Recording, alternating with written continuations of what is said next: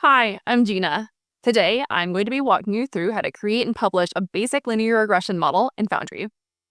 From there, we're going to be submitting it to a modeling objective, evaluating it, performing some release management, and ultimately deploying it.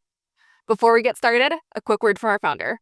Discover how Palantir customers unlock more value from Foundry and AIP thanks to our live instructor-led trainings. We are Ontologize, a group of former Palantir engineers who love teaching. We've trained thousands of Palantir users at leading organizations around the world. Unlock the full potential of your Palantir deployment by going to ontologize.com. For our exercises today, we're going to be using this bike sharing dataset on Kaggle. So if you want to follow along, you can always download this dataset. Starting from Foundry, we're going to begin by uploading the data. So if you don't already have a project, you're going to go ahead and make one. So we're going to navigate to the files and create a new project. And I'm going to call this one Bike Rental Prediction. And hit Create Project. And now to keep ourselves organized, let's create some folders. So go to New, Folder. Let's make a Data folder. And we'll make a Models folder. And another folder for the logic. So now we're going to navigate to the Data folder and upload our data. So upload files, choose from computer, and grab the dataset that we've just downloaded from Kaggle. So hit upload as a structured dataset and then upload. And then we're going to hit done. So now let's take a look at this dataset and see what columns we have. So we have the instant, that's a column that we're going to get rid of. We have the date, the season. So we have 4 values for that. The year, the month, is it a holiday? We have an indicator for which day of the week is it? Is it a working day? What is the weather? So for this feature here, these numbers mean different types of weather conditions. And then here we have the temperature. This is the feeling temperature, the humidity, the wind speed. And then here we have the actual count of bikes that have been rented. So we have casual rentals versus registered, so people who are renting on the fly versus who actually signed up in advance. And then here we have the total count. So of course, these 3 columns here aren't going to be used in our prediction at all, because that would be cheating. Now let's think about if all of these columns are actually the types that we want them to be. So if we look at these columns over here, temperature, atemp, humidity, wind speed, those are things that we definitely want to be numbers. But when we look at these other columns that do seem to be numbers, we have to take a step back and consider, should those really be coded as numbers? So here, working day, for example, is coded as a number, but we might not actually want to have it work like that in our model. So I'm actually going to go through, and for columns that I don't think should be actually treated as numbers in the model, I'm going to go ahead and change them to strings right here. So to do that, I'm going to go to Edit Schema. And instant, I don't have to worry about because we're going to get rid of it. Same with the date column, we're just going to get rid of it. Season, I want that to be a string. Year, I want it to be a string. Month, a string. Holiday, a string. Weekday, a string. Working day, also a string. And weather sit, a string. And I'll handle how the model deals with those going forward. So now I'm going to hit Save and Validate. And now those columns are strings. Now, ordinarily in a machine learning project, we do a hefty amount of data exploration, and you could do that in a tool like Contour or Code Workbooks or Code Workspaces. But for the sake of time here, we're going to fast forward into our train test split. And while we're here, let's rename this to Bike Rentals. So from here, we're going to go back to the root of our project and go into Logic, which is where I'm going to make our code repository. So we're going to go to Logic. And now let's take a step back and note that you can use multiple different tools to code up your models in Foundry. You can use Code Workspaces. You can use code repositories. In this case, we're going to be using code repositories. So from here, we're going to hit New and search for code repository. Click on that. So now it's going to take us through some steps to make sure that we get the right code repository. So here, normally, if we were doing a normal pipeline, we would select pipeline. In this case, we're going to select models. And for the repository type, again, you do have the option to use Jupyter Notebooks, but we're going to hit model training here. Give it a name. Bike model training. And then hit initialize repository. And so let's take a look at this repository and see that it's set up a little bit differently than your standard pipelining repository is. So for starters, we have a different set of files. We have folders for model training and one for model adapters. And then in the libraries, you'll see that we have Palantir models, serializers, which we don't normally have when we're writing pipelines. Now, we're going to have to add a couple of libraries here at some point, but for now, just pointing out the ones that we have. So that's what makes this repository different, is it has different files created for you and different libraries come pre-installed. So note here that we have a feature engineering file for us, which is where we're going to do our train test split. So here we're going to set up our transform to do our train test split and do a little bit of data cleaning. So I'll delete this preamble here. Delete that. And so here we have our imports. And for the features and labels input, it's going to be that data set that we just uploaded. So here we can search for bike rentals. So here we have bike rentals. And then here we have our training output and our testing output, which are very aptly named train dataset and test dataset. I'm going to rename these just out of habit to training data and testing data. And everything else can stay the same. So here we have our compute function. So we're taking in our features and labels dataset, the training output and the testing output. Because we're using the transform decorator here rather than the transform df decorator, here we're calling that to a data frame. So now the only real change I'm going to make here is I'm just going to drop a couple of columns. So I'm going to say features and labels equals features and labels drop. And we're just going to be dropping the instant column, the date column, casual, and registered. Now, again, the reason why we're dropping these two columns is that these are just specifically broken out subsets of the count column, which is our outcome variable. So we absolutely don't want those as predictors. And then here, we already have the train test split all coded up for us, but of course, you could change how the split is done. So for example, if you're doing time series, if you're doing any sort of forecasting, you probably don't want to do a random split like this here. Now we write the training data to the training output, and we write the testing data to the testing output. And now if you're getting this ribbon up here, you'll want to merge in the changes. And now you can test out your code by hitting run preview. Okay, and so here we have our samples of our testing data and our training data. Everything looks good here. And now we've committed all the files. So now let's go over and start authoring our model. So here we have our model training file. So I'm going to get rid of the preamble so we can see more what's going on here.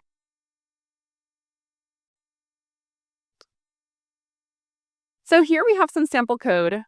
And so this transform, it takes in training data, and it outputs a model. Now note that in the compute function, we're doing something different here. Now let's skip over what the compute function is doing for now and take a look at the model training function.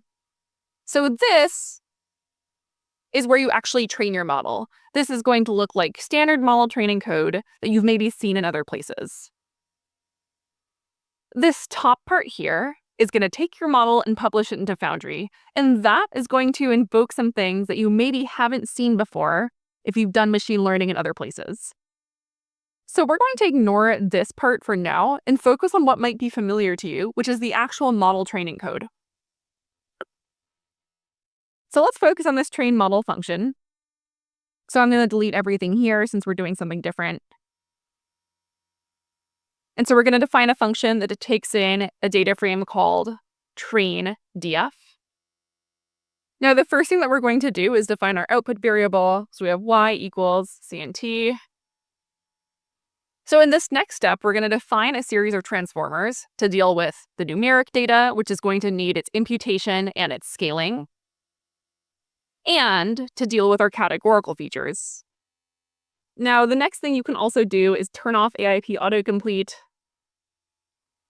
So at this point, we're going to define a series of transformations that we're ultimately going to string together into a column transformer that do things that need to be done to our data.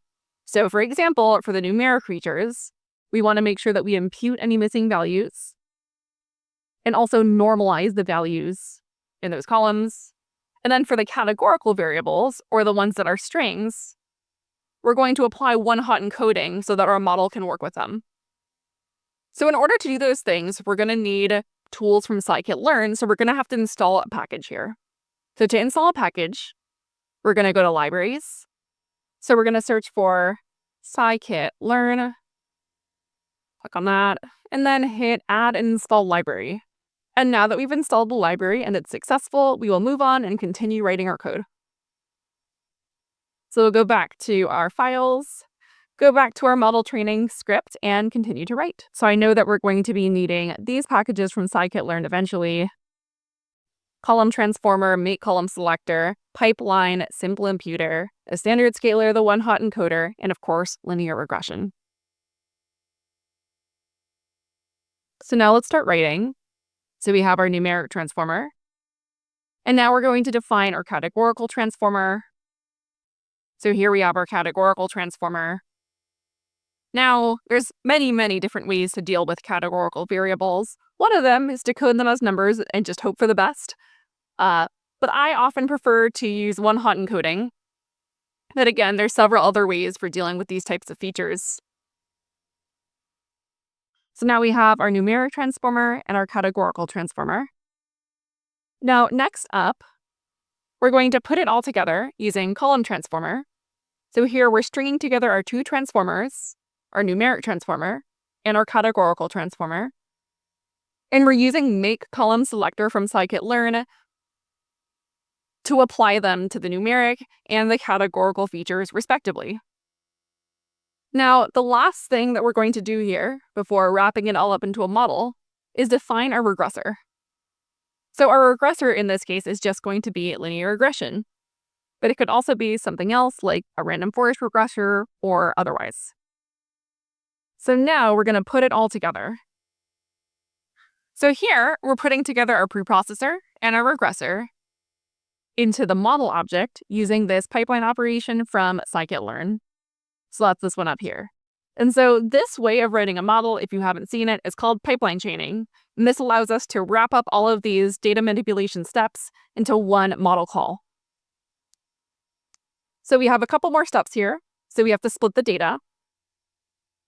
So we're going to define our X train and Y train. So we have X train, where we're taking the training data and dropping our output feature, which we defined up here. And then we have Y train, which is just going to be the count. Now we're going to fit the model. So model.fit X train, Y train.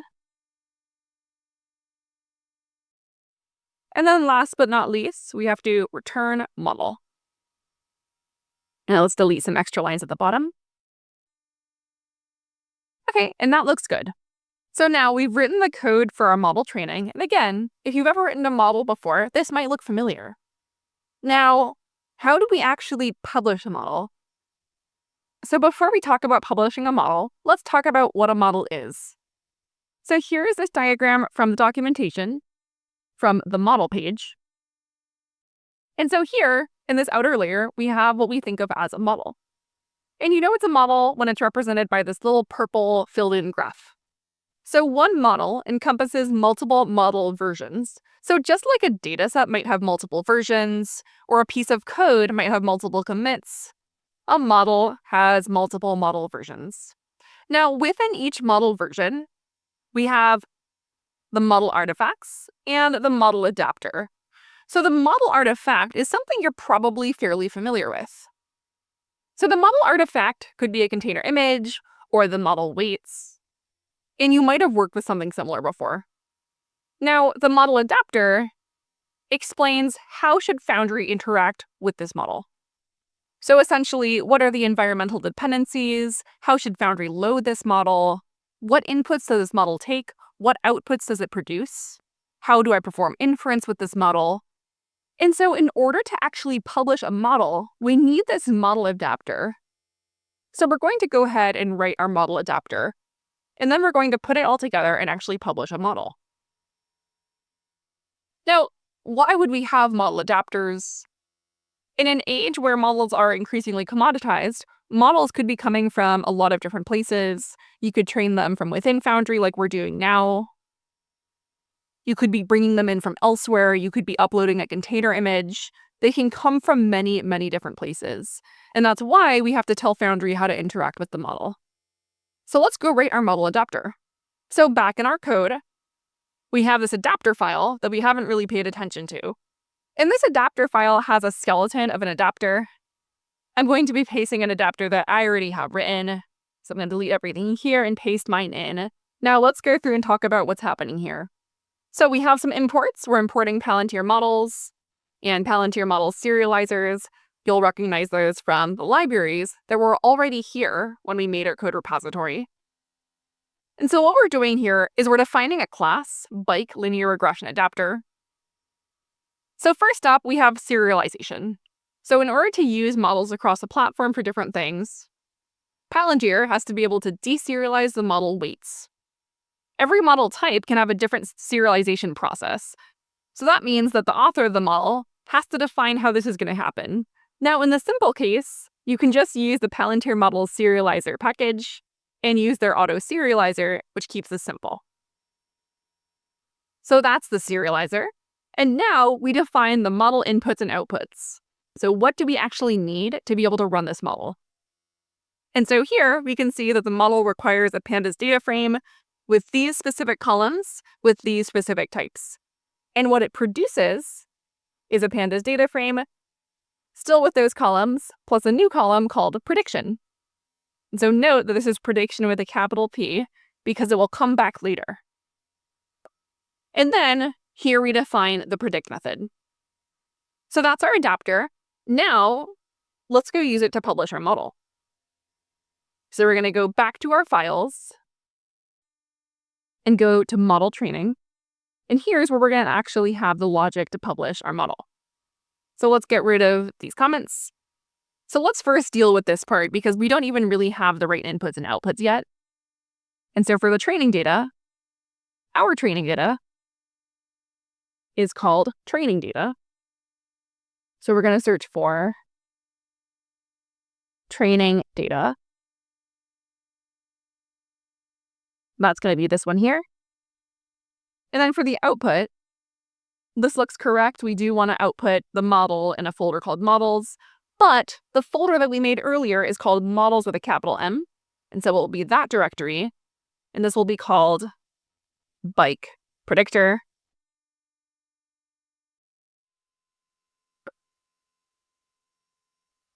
And that's where we're going to put our model. So now we have our compute function, so taking in the training data input and the model output. So out of habit, I'm going to call this train.df. So here we have train.df. We're taking the training data input, calling it to pandas on it. And I'm going to delete all of this other stuff because I'm not going to use what they have exactly here. And so now I'm going to take my train model function and call it on my training data. So here we're going to define model as train model on train.df. And now what we're going to do is we're going to take the trained model and wrap it in the model adapter. So now we have something else called Foundry model equals bike linear regression adapter. And now we're going to take that model and wrap it in the adapter class. But before we do it, we have to make sure that we're actually importing it. And so here we're importing example model adapter, but we should go ahead and import the actual model adapter, which is bike linear regression adapter. Copy that and paste it into model training. There we go. So now we're going to take the model and wrap it in the adapter. So I'll paste that line in. So we have our Foundry model here. Going to delete some extra lines here. And now finally, we're going to actually publish the model. So the line is going to look like model output. So again, that's this one here. So model output dot publish. And we're going to say model adapter equals Foundry model.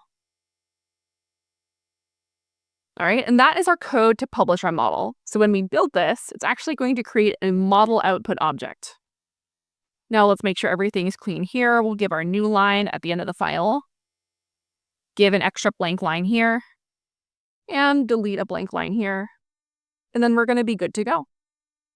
Now, before we build our model, let's go build our training data. If you get this banner, make sure you update. And then you're going to build. And now that our training and test data has finished building, let's go build our model. So we'll go to model training and hit build. And checks have already passed, so this should be a little speedier. And so here our build has succeeded, and now we have successfully created a model. So here we have our bike predictor model. And so let's take a look at what we're seeing here on this page for the model resource. So we can see some metadata, when it was created, what is the ID of the model, what is the version. Note that models have branches, so if you want to try out different things in your model, like dropping a feature or changing any sort of hyperparameters, you can always do that. You can also view the different versions of the models, but in this case, we only have one. So here you can also manage the submission of this model to modeling objectives, the wrapping of this model into a function, which we're not going to do today, and the use of this model in code workspaces. So here we can see the model API. Now this should look a little bit familiar because this is what we defined in our model adapter. So again, note here, we see that this model takes this set of inputs and it returns this output along with this prediction column. And then we can also see where it was created. So from here, we can also play around with some live inference, which we're going to skip over for today. And also you can start a deployment directly from here, which we're also not covering today. So from here, what we are going to do is we're going to submit this model to a modeling objective. And that is going to introduce a new app to us. So from here, you're going to hit this plus sign. And we don't have a modeling objective yet, so you're going to hit create and give this a name. We'll call this bike prediction. And then hit save. And then hit next. So here we have a submission name for the submission of this particular model. The submission owner, that's me. And we can also add some Spark profiles if we need to. Now I'm going to hit submit. And now I've submitted this model to an objective. Now let's go see what a modeling objective is.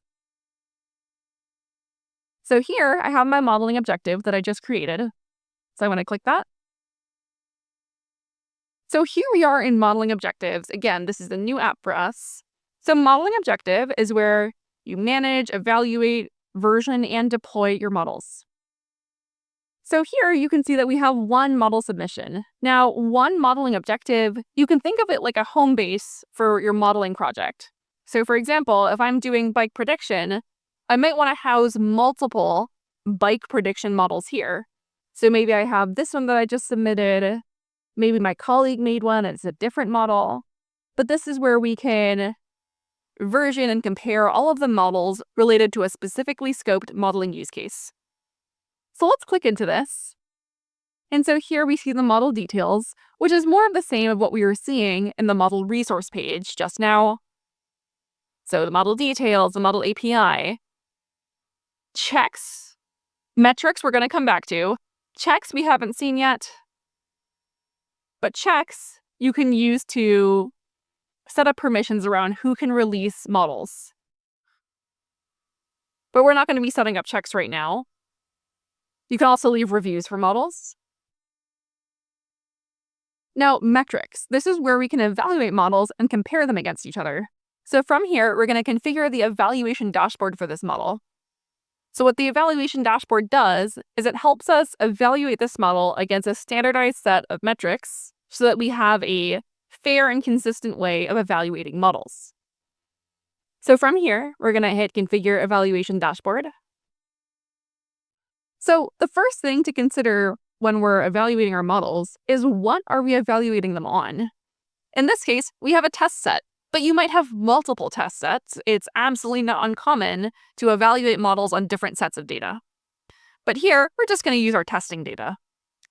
So we're going to add an evaluation data set, hit Select Data Set, and the evaluation data set is going to be called testing data. So in order to properly evaluate your model, you're going to have the outcome variable somewhere in that data set so you can actually score your model on it. So here we have our testing data. I'm going to select that. Now, when you run an evaluation on your model, it's going to produce two resources. In order to compute these metrics, something like R² or root mean squared error or other metrics, you're going to need to compute inference or predicted values. So that's going to be one data set that you're going to need to store. And then the metrics, which are calculated using the inference, are going to be stored in the metrics. So we have to specify where those are being stored. So here, we're going to select folder.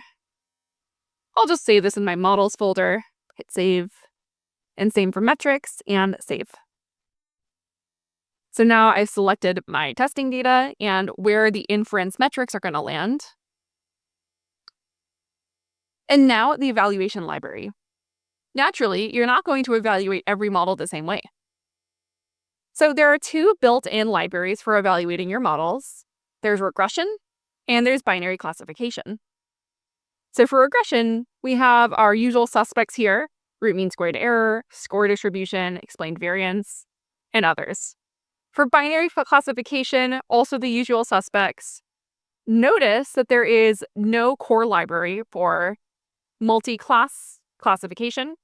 And so in that case, you can actually write your own custom library, or if you need other sort of metrics that aren't covered here, such as MAPE or WMAPE or any other sort of metric. So in this case, we're using the regression library. So we're going to have to configure what is the inference field, that is, what are we predicting? And then what is the actual field? What is the true value? So for the inference field, you're going to hit add expected model output, and it's going to be prediction. Now, how do I know that? Well, it was defined in the model adapter. And it's going to be an integer, and I'll hit save. Now for the actual field, add expected model output, the actual field here is count. Hit save. And you can also customize the histogram bins here and configure evaluation subsets, because oftentimes you care very much about how your model is performing on different subsets of your data.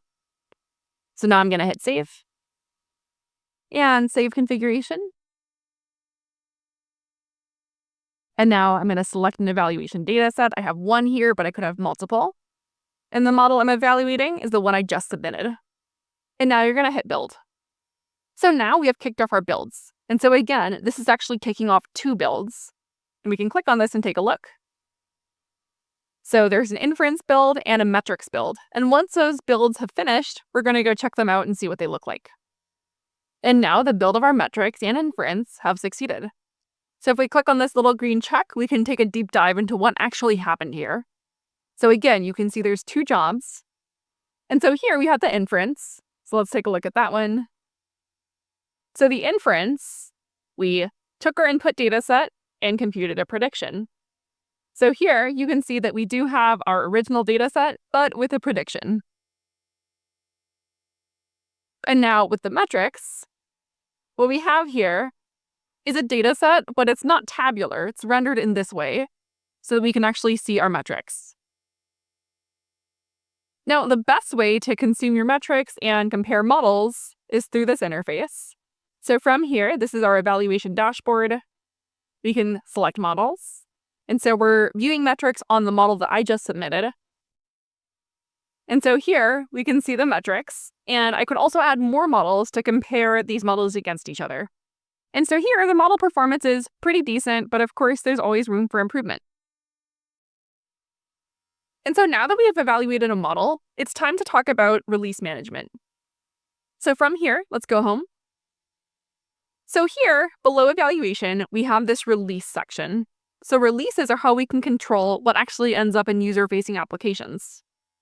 So we have a staging release, and we have a production release. So we have a staging release and a production release. So the production release is the best model that you have that's going to be deployed to user-facing applications. And the staging one is the one that maybe is next in line, but we want to test it out, make sure it works fine before we surface it to users. And so why that matters is because when we have deployments are either going to consume the production release or the staging release. And as the staging release and production release get overridden with new models as we start to improve our process, those deployments will automatically pick up the latest production or staging release, respectively. So now we don't have any sort of release. So let's take a model, release it to staging. I got to give it a number, create release. And at this point, I can also promote it to production. I'll tag the release. And so now let's create our first deployment. So there are several ways to deploy a model. In this case, we're just going to do a batch deployment. So in a batch deployment, this is going to be most similar to what you do, say, offline in a Jupyter notebook, where we take a data set, we run it through a model, and we get that data set plus a prediction. So it's going to look exactly like what happened when we did our inference run when we were computing metrics. So here, we're going to hit create deployment. And this one is going to be called test batch deployment. Now, what release tag are we deploying? Again, if we take staging, it will take the latest staging release. If we do production, it will take the latest production release. And again, as our production model upgrades, the deployment will too. So what type of deployment is it? It's going to be a batch deployment, but we also have live deployments, which we're not going to be covering today. So what's the input data set? In this case, I'm just going to use my testing data, but realistically, you might have some sort of other data set that you want to perform inference on. So for the input data set, I'm just going to use our testing data.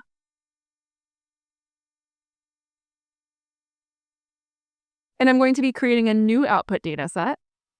So bike predictions. And I'll put this in the data folder. And then I'm going to create deployment. And now I've created my deployment. So again, you can see that it's upgrading the release. In this case, there's nothing really to upgrade, but that's what it will do as we have new releases. And now from here, I'm going to go to my output data set. And here I have the data set view. And from here, I can build it. And I can also configure it to run on a schedule. So that concludes our end-to-end machine learning workflow. So to go over what we've covered so far, we started with some data from Kaggle. We did our train test split. We trained our model. We wrapped it in an adapter, published it to Foundry. We submitted it to a modeling objective, evaluated it, released, and did a batch deployment. Thanks for watching. We hope you found this helpful. Be sure to let us know what you want to see next in the comments.